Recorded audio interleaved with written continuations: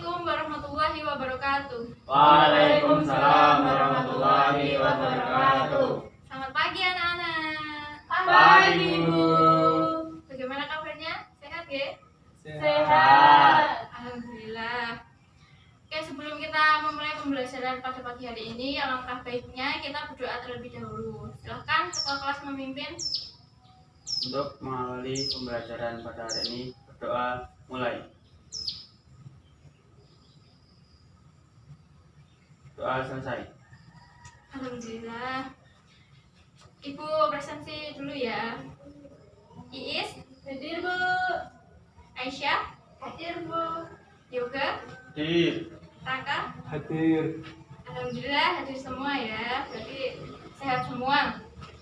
Oke. Pagi hari ini biar lebih semangat, kita tepuk semangat dulu ya. Udah tahu kan gimana tepuk semangat itu? Allah. Ya. Ayo, dimulai ya. Tepuk semangat. Semangat. Semangat. Berarti udah semangat dan siap untuk belajar ya. Insya Ya, Bu. Allah. Oke. Masih ingat pembelajaran kita pada minggu yang lalu? Insya Allah. Masih, Bu. Nah, komponen ekosistem itu dibagi menjadi berapa dan apa aja? 2. Abiotik dan biotik. Ya, komponen abiotik itu yang seperti apa? Komponen yang tidak hidup. Ya, kalau komponen biotik, Komponen yang hidup. ya benar ya, pintar. Kemudian pada pagi hari ini kita akan mempelajari mengenai aliran energi dan juga interaksi antar komponen ekosistem. Nah, tujuan kegiatan pada pagi hari ini adalah supaya peserta didik mampu memahami dan juga menganalisis bagaimana aliran energi, juga memahami jenis interaksi antara komponen ekosistem yang terjadi pada rantai makanan dan juga jaring-jaring makanan, serta mampu memahami dan menganalisis piramida ekologi dalam suatu ekosistem. Nah, yang pertama adalah mengenai pengertian aliran energi. Ada yang tahu? Ada.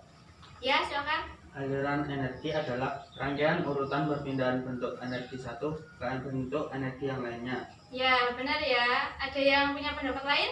Ada. Ya, silakan. Aliran energi adalah perpindahan energi dari satu tingkatan tropik ke tingkatan berikutnya. Ya, itu juga benar ya.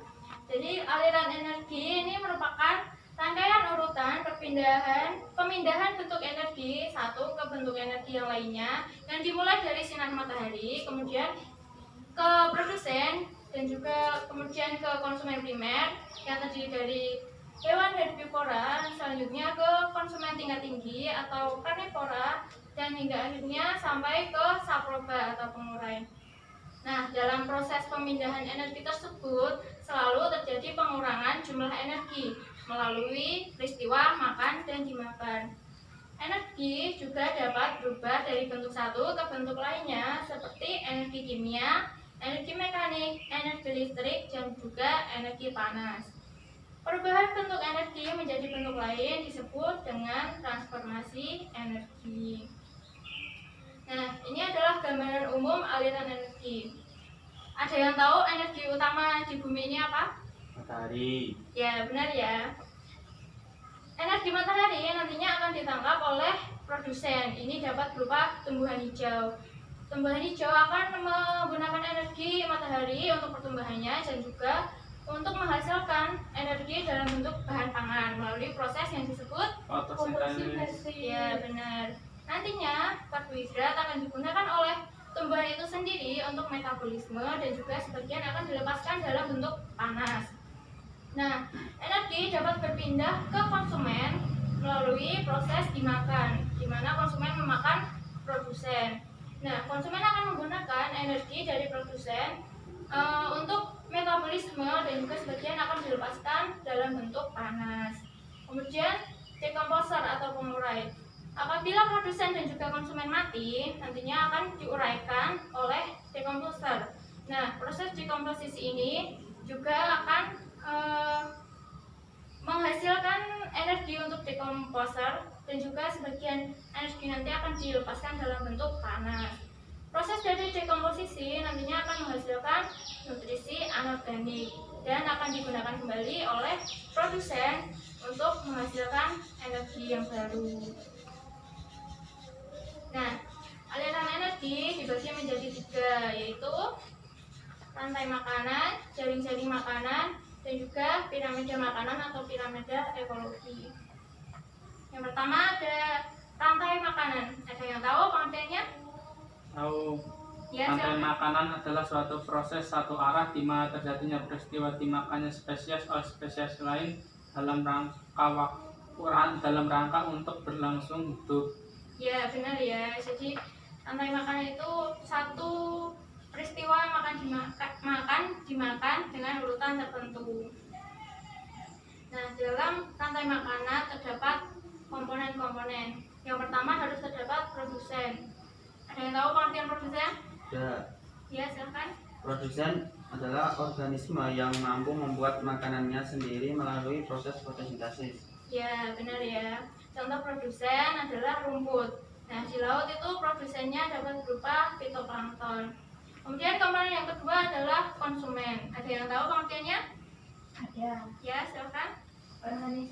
organisme yang tidak dapat membuat makanannya sendiri sehingga mendapatkan makanan dari organisme lain. Ya, benar. Nah, konsumen ini dibagi menjadi 3. Yang pertama adalah konsumen primer. Konsumen primer ini adalah konsumen yang memakan langsung produsen sehingga terdiri dari hewan herbivora. Kemudian konsumen tingkat 2 adalah konsumen sekunder. Konsumen sekunder akan memakan konsumen primer sehingga konsumen sekunder ini berupa hewan karnivora. Dan yang ketiga ada konsumen tersier. Konsumen tersier ini memakan konsumen sekunder. Ini dapat berupa hewan karnivora dan juga hewan omnivora. Apabila terdapat konsumen lebih tinggi lagi, maka nanti tinggal ditambahkan konsumen tingkat 4 atau konsumen tingkat 5 seperti itu ya. Kemudian komponen yang ketiga adalah pengurai. Ada yang masih ingat pengertiannya? Ada Bu, Ya, silakan. pengurai itu organisme yang menguraikan makhluk hidup yang telah mati menjadi senyawa anorganik di dalam tanah. Ya, masih ingat contohnya pengurai itu apa aja? Bakteri dan jamur Bu. Ya, benar ya. Dan ini adalah rantai makanan. Terdapat rumput, belalang, katak, ulat, elang, dan juga jamur.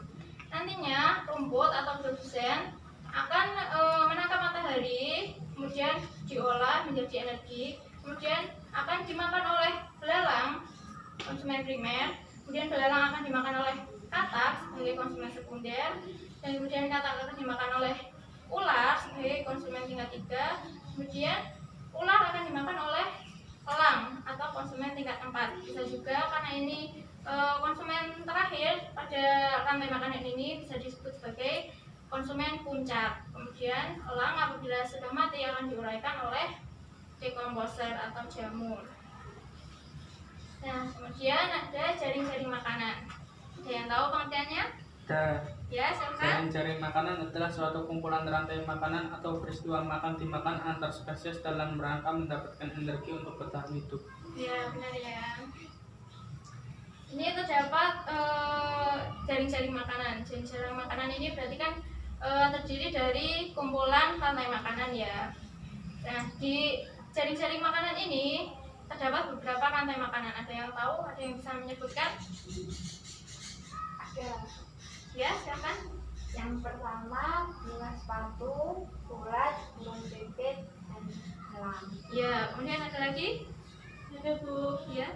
Yang pertama ada sawi, lalu ada ulat, lalu ada burung pipit, lalu ada elang. Ya, benar ya. Kemudian ada yang bisa menyebutkan lagi?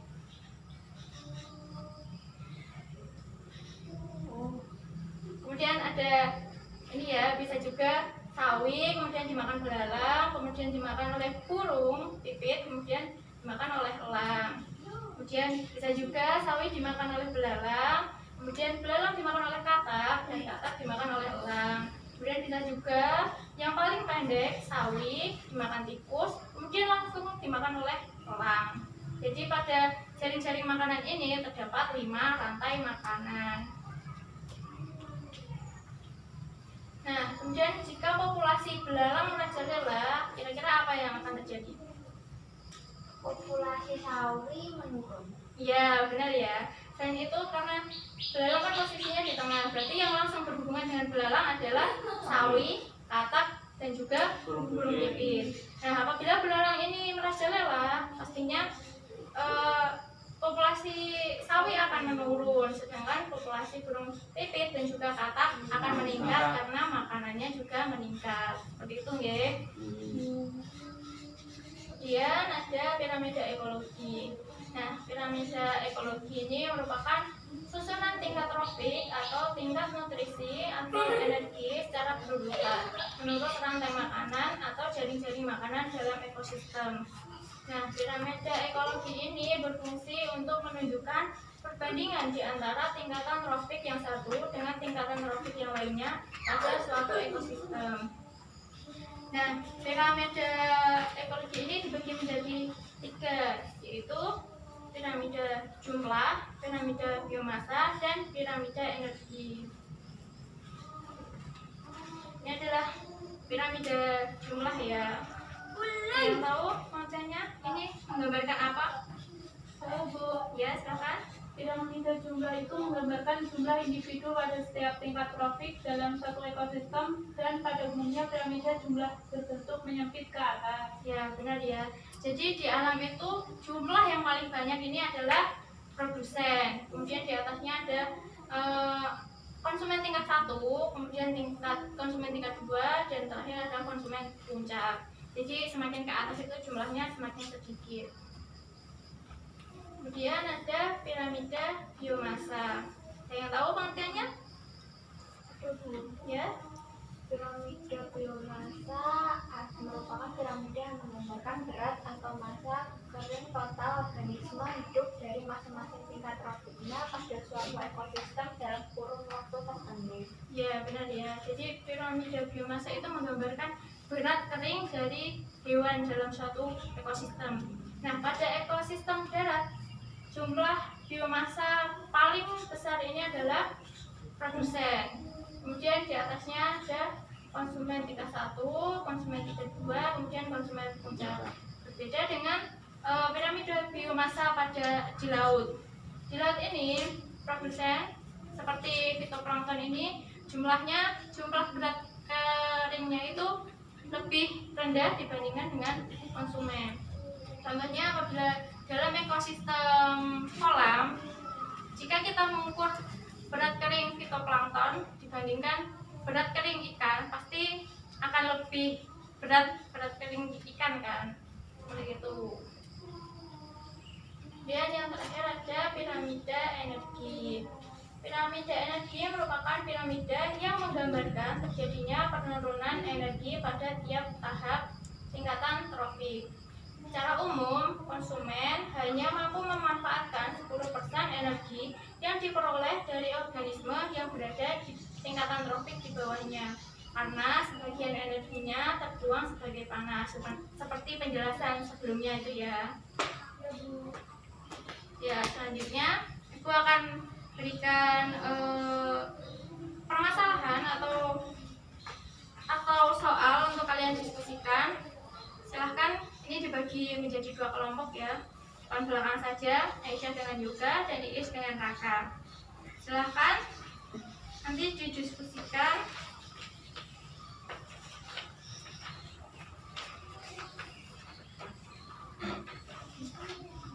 Silahkan dapat mencari data atau informasi menggunakan internet dan juga buku. Bila terdapat kesulitan, silahkan ditanyakan ya. Silahkan diskusi, beri waktu 15 menit ya.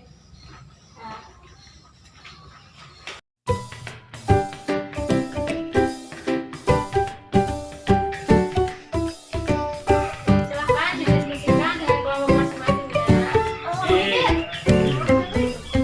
Ya. Kalau ada kesulitan, silahkan ditanyakan ya.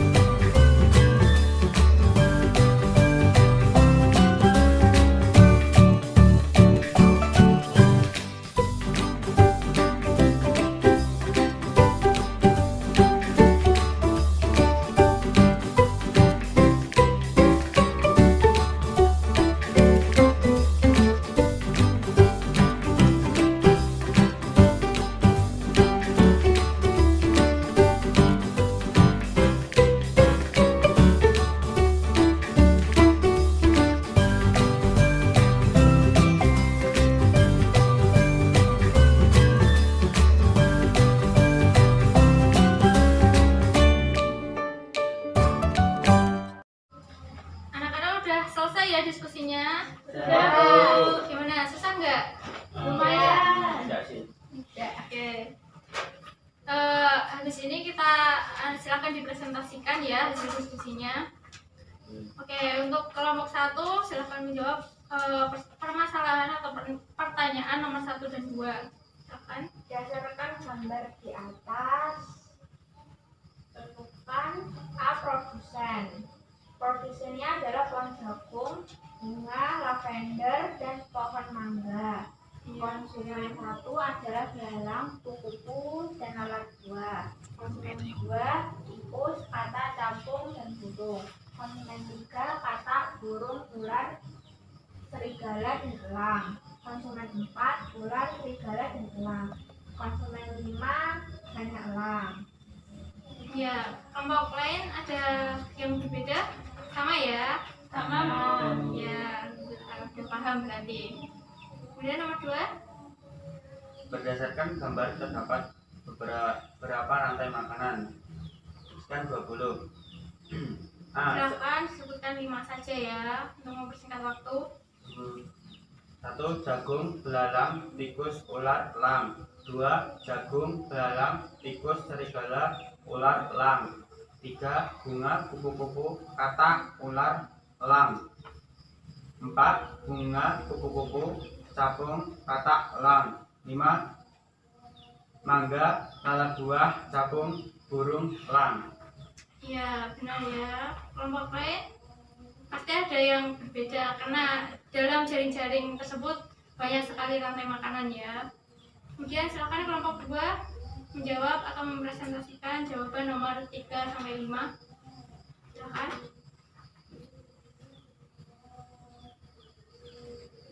Nomor 3 itu yang pertama, jika katak merajalela maka belalang, kupu-kupu, lalat buah, dan capung akan berkurang, sedangkan ular dan elang akan meningkat. Yang kedua, jika serigala menurun maka burung dan tikus akan meningkat, sedangkan elang dan ular akan menurun.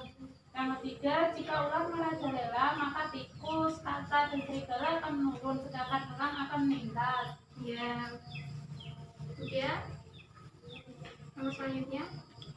Berdasarkan gambar di atas, manakah yang menerima aliran energi paling sedikit? Mengapa? Yang menerima aliran energi paling sedikit adalah elang, karena elang merupakan satu-satunya konsumen tingkat 5 atau konsumen puncak.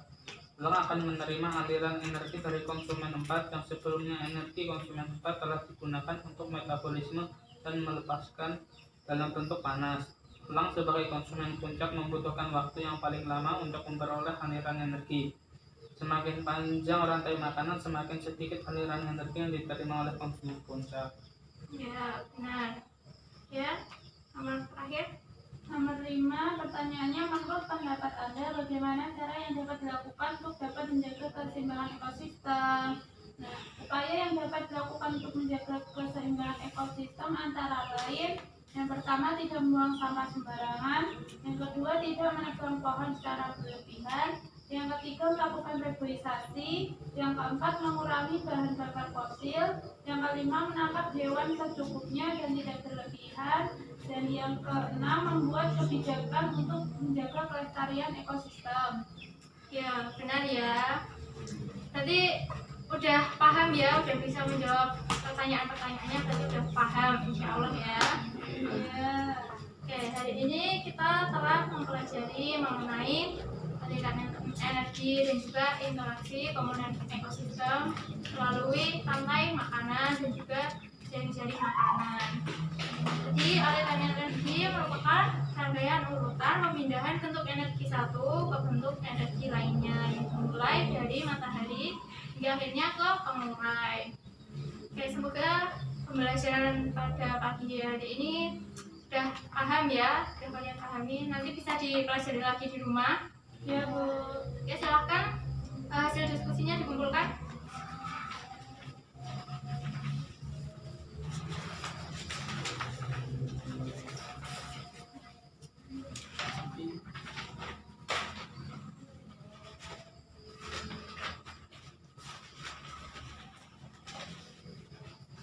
Oke, Ibu rasa cukup ya pembelajaran kita pada pagi hari ini. Silahkan nanti dipelajari materi selanjutnya. dan juga bisa dipelajari lagi materi hari ini biar lebih paham ya. Iya, Bu. Oke, apabila terdapat kesalahan dan kekurangan, Ibu mohon maaf. Sekian, wassalamualaikum warahmatullahi wabarakatuh. Waalaikumsalam warahmatullahi wabarakatuh.